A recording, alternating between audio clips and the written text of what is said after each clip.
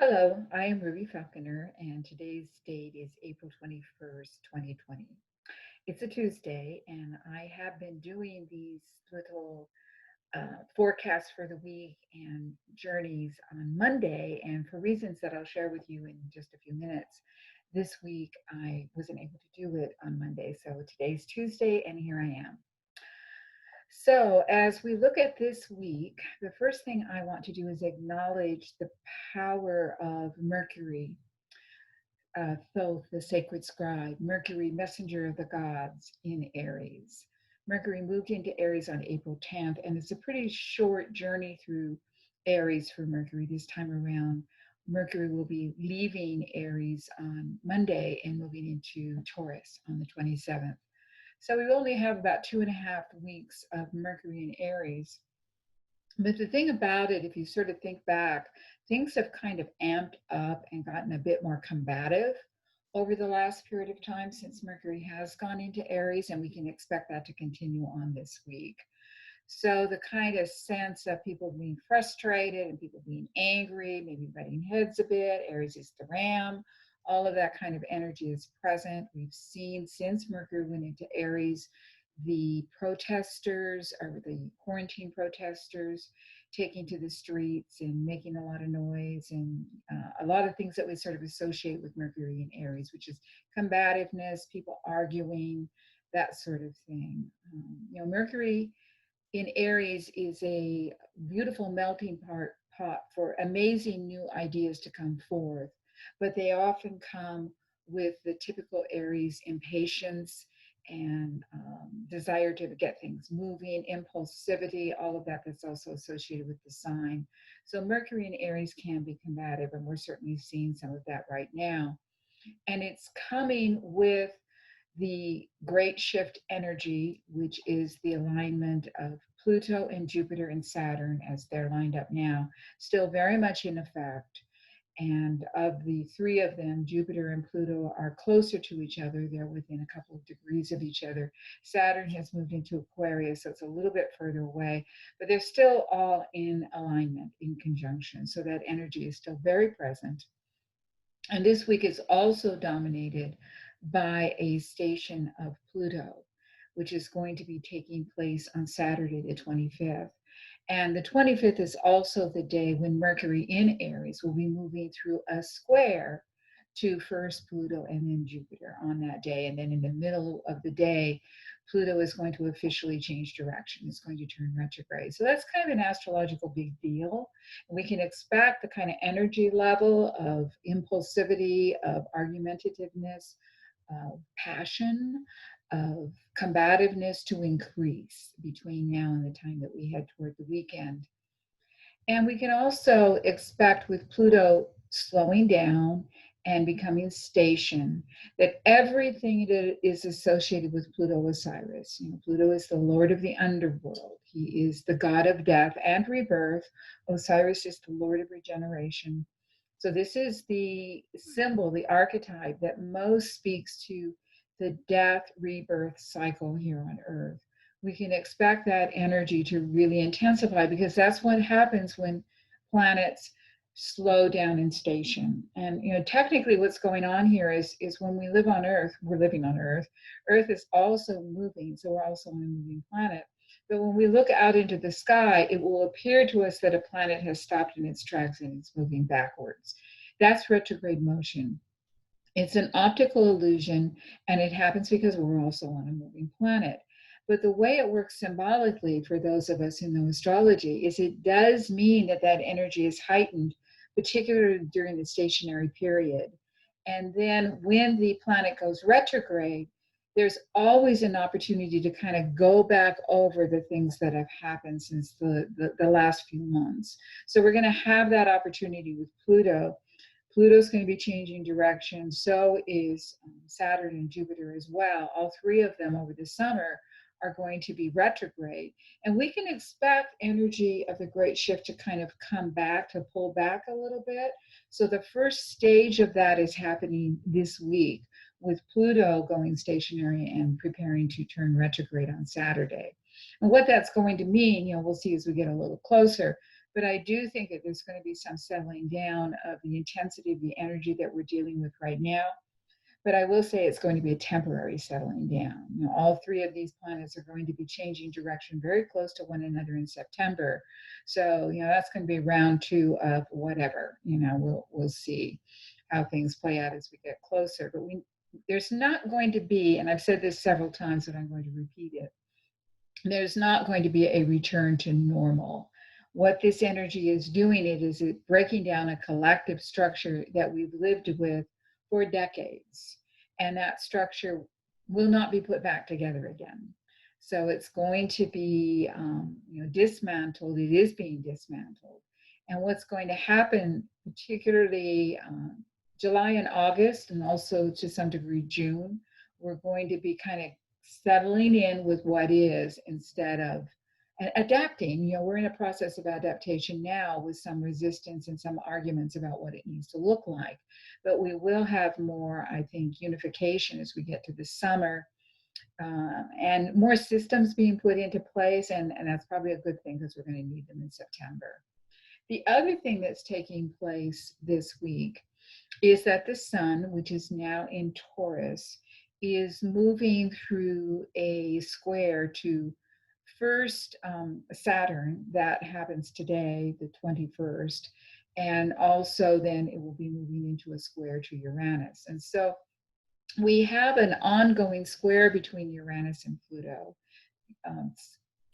Uranus and Saturn, that has been coming into play now for a while, a month or so, and it's going to continue until July. During the summer, it's kind of going to recede, but it's going to be coming back next year and be very much a player for next year.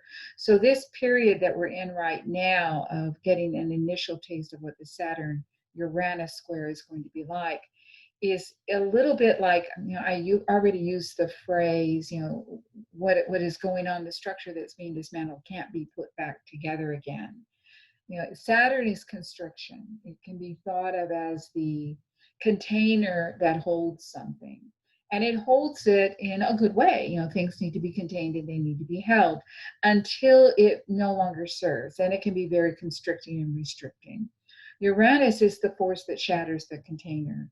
So if you think of a chick inside of an egg that's pecking the inside of the egg, if you think about a baby in the process of being born who's pushing through the cervix, and the cervix suddenly opens and then the baby moves into the birth canal and into birth, these are Uranian experiences. And this is Uranus cracking or breaking the container that has held form before. So the form that held the chick inside the egg itself, the baby inside the womb itself. In both cases, these are the Saturn images, and the force that pushes it through, that erupts, that cracks the egg, that pushes open the cervix. This is the Uranian force. So these two kind of go hand in hand with each other in a lot of ways. And when they are square, we're definitely in another kind of energy where the form that's been holding us is cracking open.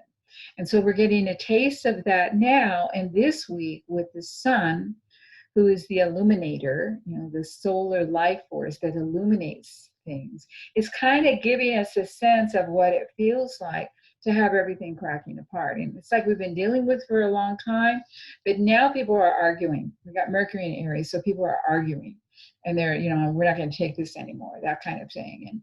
And things are getting confrontational. I got a text from a friend earlier who said, things are really chaotic and things are really falling apart now. Well, yeah, this is what this energy feels like. When the egg shatters, Humpty Dumpty fell off the wall, and all the king's horses and all the king's men couldn't put Humpty Dumpty back together again. So the egg can't be put back together again. So we've got a lot of this energy going on, and it's going to continue. So I want to come back now and talk about Pluto again being stationary. And I'm going to share a little bit of personal stuff for me. And I don't usually do that, but I'm one of the people who's really being affected by the great shift energy in a part of my chart. And most specifically right now, I'm being affected by Pluto. I'm going to speak a little astrologies here, not to get too arcane, and I hope I don't lose you. But for those of you who do understand about something about astrology, you'll appreciate what I'm saying. My Mars is in Cancer, and transiting Pluto is exactly opposite my Mars right now, and has been for quite a while, for several weeks. And my Mars is in an opposition to Jupiter, which is at 23 degrees of Capricorn. My Mars is on the 24th degree of Cancer. So I'm really hit by the great shift energy in general, but most specifically right now I'm being hit by Pluto. And so Pluto is conjunct to my Jupiter, and it's opposite my Mars. And just remember who Pluto is. Pluto is the Lord of the underworld. He's the planet that's stationary this week, so we're really feeling his energy. He's the god of death. He's also the god of rebirth in the Egyptian pantheon. He is Osiris. And what's been going on for me as we're heading toward this station, which happens on Saturday, the 25th, is my dog, who is my beloved companion, Bella. Some of you may know her, or I've posted about her on Facebook, so you may have seen pictures of her. She's in a health crisis that's extremely serious, and she may well not make it. I'm holding out for a miracle, but that's just for today. And at any point, I might make the decision that I need to let her go. And as any of you, and I'm sure many of you, have beloved animals and pets, you know how difficult that is and how painful that is. Well, welcome to the realm of Osiris. Welcome to Pluto. So here we are, and I'm just one person of millions of people around the planet who are dealing with the death of something beloved. For me, it's my beloved dog. For many people, it's beloved people. It's their partners, it's their parents, it's their siblings, it's cousins, it's close friends, it's community members, people who are dying from the virus, people who are dying from other things. We all go through these periods of death and loss. And, the thing with Pluto and Osiris is the Lord of regeneration. And in his myth, he was killed not once, but twice. And the new king Horus was born out of his death process. His wife, Isis, used her magic to bring him back to life long enough for them to have sexual union. And out of that union, Horus was born. So there's no doubt that new life is born out of death. It absolutely is. But when we're going through the death, it's hard to remember that, because death is painful. And so I'm just here to say to anyone who is really feeling the loss, whether it's the loss of a job or the loss of income or the loss of a family member or the fear of loss, even if you haven't lost someone you loved or something you love, but you're living in fear of loss, don't be too hard on yourself. Don't feel like you don't need to grieve. Don't beat yourself up for your fear, because fear and grief come with loss. It's part of the territory. And we have to go there. We have to mourn our losses. We have to feel our grief. We can't help but feel the fear. We're human. And as we move through that process and we give ourselves over to the grief, we surrender to the loss, we let go, we mourn our losses, we will have the opportunity to move on, and rebirth will come. But it won't come until we let go. It's just the truth. That's what all of these lessons are about right now, is needing to let go of an outmoded system that no longer serves us, and dealing with, with all the pain, all the fear, all the grief that comes up. And for some of us, it's extremely personal. We're losing something that means a tremendous amount to us. So it's okay to feel that pain and that fear and that grief. So for our journey today, I want to call in the archetype that is aligned with Taurus. The sun is now in Taurus. The sun moved into the sign Taurus on the 19th, on Sunday. It's going to be here in Taurus until May 20th. We have the sun right now moving through that, hitting off that Saturn-Uranus square. We will have Mercury move into Taurus on Monday. So that's going to increase the Taurian energy. And in the Northern Hemisphere, where I live, it's springtime. And so the month of Taurus is always associated with new growth, with life coming fully to bloom. You know, the flowers are out, the dogwoods are blooming, the flowers are starting to bloom. Life is, the trees are filling out. You know, life is everywhere. And in the Southern Hemisphere, things are dying off, but that comes with its own beauty because the trees are changing color. The harvest, it's ready. You know, there's still things to be harvested, crops to be have grown to their full potential, and it's time to reap the rewards of one's labor. That's part of the process of harvest. And so there's another kind of beauty, another way in which nature is sharing with us her gifts. And so that's what Taurus is about. You know, Taurus is an earth sign, and those who have planets in Taurus tend to be grounded individuals. They can be very practical, but more than anything, they're grounded. They're grounded in physical reality. They often like to get their hands in the dirt. They're the sculptors, the mechanics, the yoga practitioners, the dancers, people who like to, in some way or another, manipulate physical reality. They're very much in their senses. And that's about the body. And so the archetype, the Egyptian archetype in Shamanic Egyptian Astrology, who is aligned with the sign Taurus, is Hathor.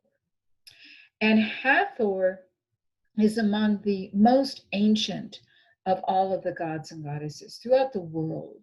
When you see those very old representations of the great goddess, that is a feminine figure that's very voluptuous with huge pendulous breasts and a huge belly and thick thighs, that's a version of Hathor. That's the great goddess in all of her lushness, all of her ability to be fecund, to produce, to generate life. That's who Hathor is.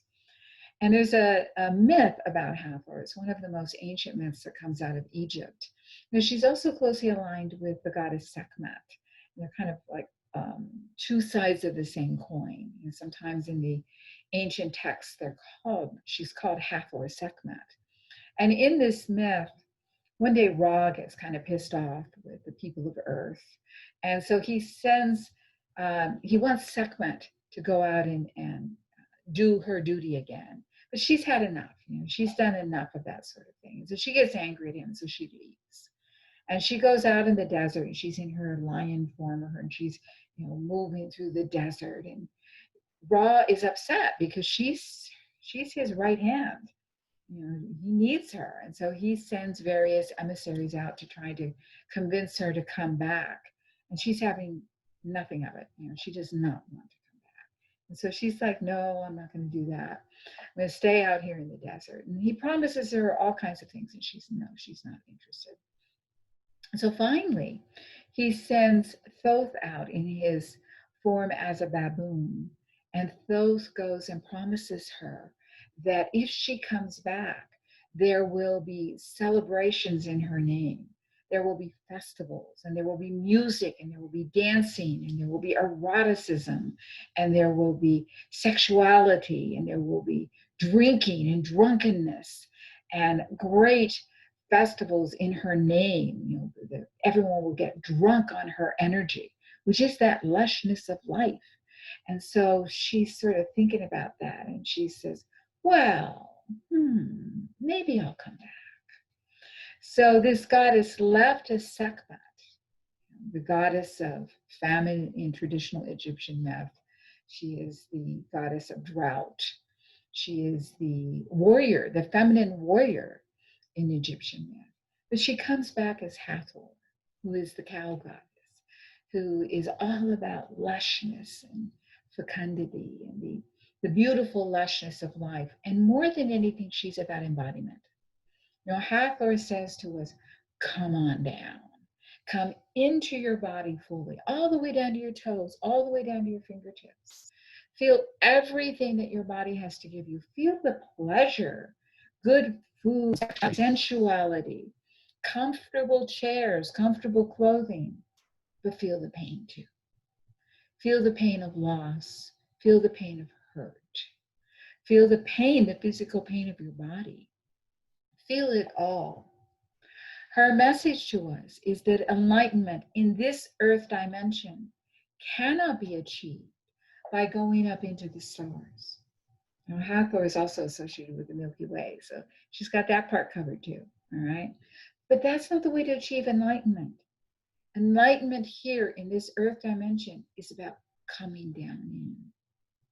So as we move through this week where Pluto, Osiris, is very, very strong and still being expanded by the energy of Jupiter that expands everything. And Pluto, Osiris is slowing to station, meaning we're really going to feel his impact this week. As we continue through this week, we also have Hathor saying, feel it, don't deny it.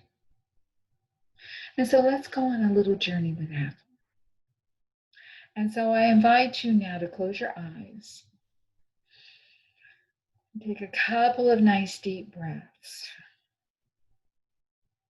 And imagine that as you inhale, you can feel that air moving through your body. You can feel it lighting up all of the cells of your body, activating them all, everywhere. The cells of your skin, the cells of your organs of your body, your heart, your liver, your stomach, every part of your body, all the muscles of your body are being activated by this energy of Hathor. This is life force energy. Imagine that as you inhale, you are breathing that in and you are feeling it moving, being moved by the blood all throughout your body. Nice deep breaths.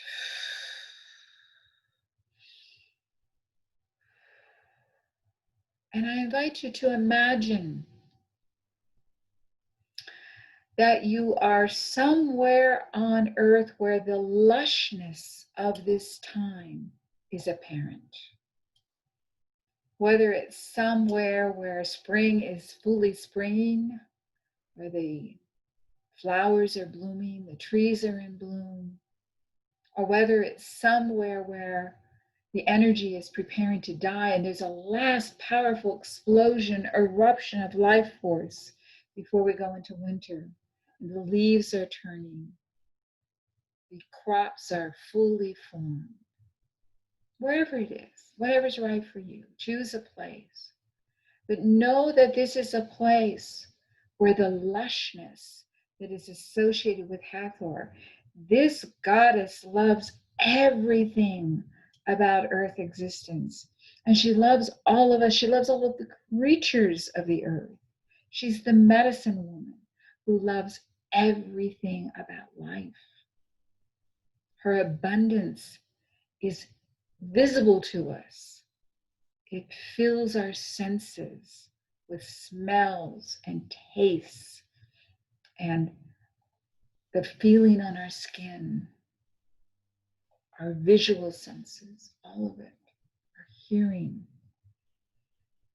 And as you look around wherever you are in your mind's eye, you see her.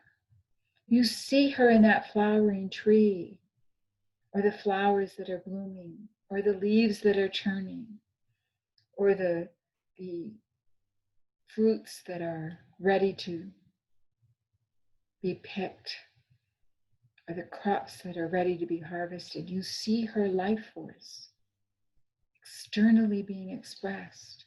I want you to imagine that as you inhale, you breathe that life force in, you feel it in your own body. You feel the cells of your body being regenerated by her energy. And as you stand there connecting to this vitality that is all around you, you see a woman, a mature, incredibly beautiful woman approach you. And she will come in all kinds of forms, whatever's right for you. But this is the great goddess. This is the great earth mother. And she is here with you now. And when she looks at you with eyes of love. No matter how you're feeling, no matter what you think about yourself, she loves you. And you are absolutely stark, raving beautiful to her. Because all life is inherently beautiful. She doesn't make any judgments. There's not a pretty baby and an ugly baby. All babies are beautiful because they're alive. It doesn't matter if a flower is dying or if it's in the first bloom. It's beautiful because it's alive. It doesn't matter if a person is old or if they're young. They're beautiful because they're alive. And so just drink in that love. Just bask in it. She loves you so totally because you are alive. And now, she wants to show you some place within yourself where she wants you to love yourself as much as she loves you. It may be some aspect of your body that you don't like. It may be something about your age. It may be something that you do, an attitude you carry, a way you are, a mistake you've made, a way that you're hard on yourself, a way that you reject yourself, a way that you disapprove of you, find yourself lacking in some way. Very gently, this goddess reaches out and touches you, perhaps in your heart, perhaps in your solar plexus, perhaps in your belly, maybe your third eye, maybe your crown chakra, some other part of your body. But when she does, you feel that place that she wants you to pay attention to.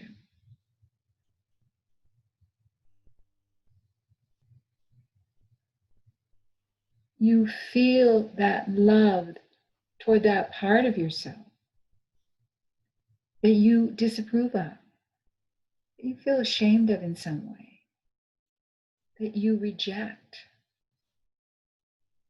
You feel her infusing love to that part of yourself.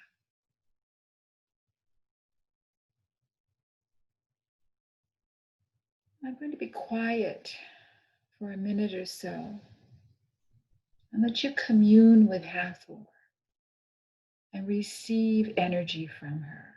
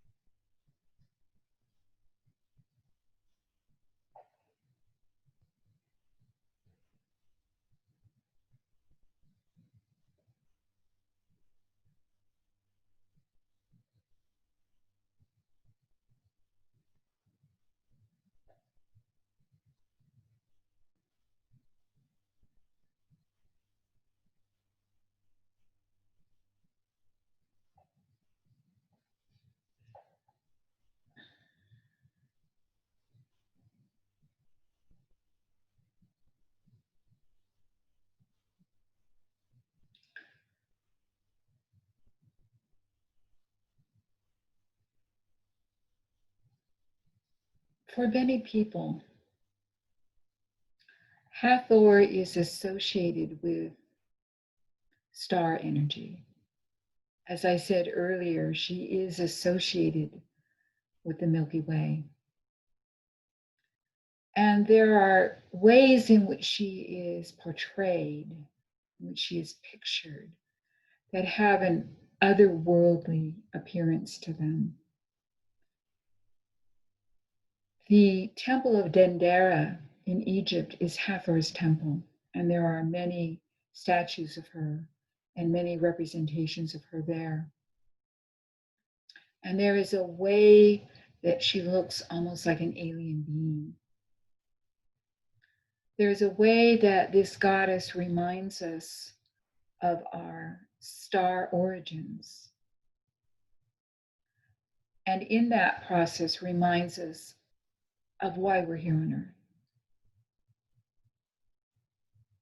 That we come here to learn lessons and receive gifts that can only be received in form. And if we're not fully embodied, we can't receive the gifts. So Hathor gives you a gift now. It may be a symbol, it may be an image, a memory, a color, words, something. And she's going to place it in your body somewhere where she wants you to be more fully in form. You may feel in that part of your body, whether it's in your belly or your solar plexus, your heart, wherever it is, you may feel an activation of energy. So just breathe a few deep breaths, anchor that energy, this gift from Hathor.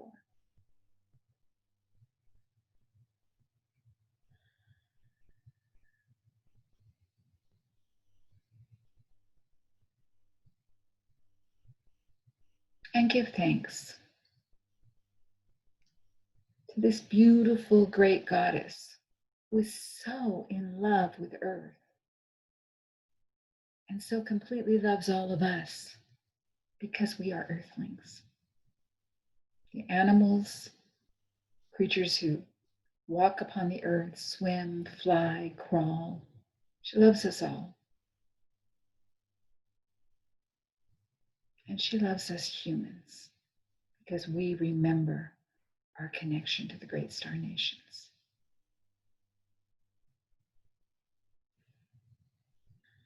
And in closing, I'm going to call in Isis because she's been with us on every one of these journeys. Isis and Hathor are connected. Hathor as a goddess is much older than Isis. Isis is associated with later in Egypt's history, while Hathor goes way, way back into prehistory. I sometimes think of them as mother and daughter. Hathor being the great mother, Isis and her twin sister Nephthys being her daughter. That's my association. But Hathor has the rainbow wings. Excuse me, Isis has the rainbow wings. And she wraps those rainbow wings around us, holding us close. And so allow yourself to sink back in the arms of both these beautiful archetypes of mothering energy. Hathor, the great goddess, the earth mother, and Isis, queen mother of heaven, she who is with us through every transformation we go through. Sink back in their arms and just breathe. Let yourself be nurtured. Let yourself feel as we move through this week. Let yourself feel.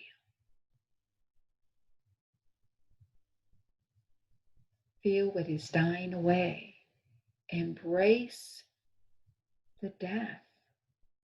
For only as we embrace it can rebirth happen. Let go. Release. Die to that which no longer serves.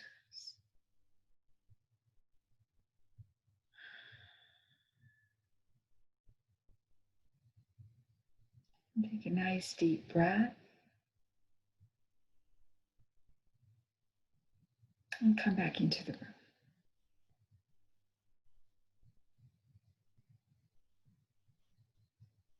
Thank you very much. Have a good rest of the week. And it will be my objective to do another forecast, weekly forecast and journey on Monday, April 27th. Have a good week.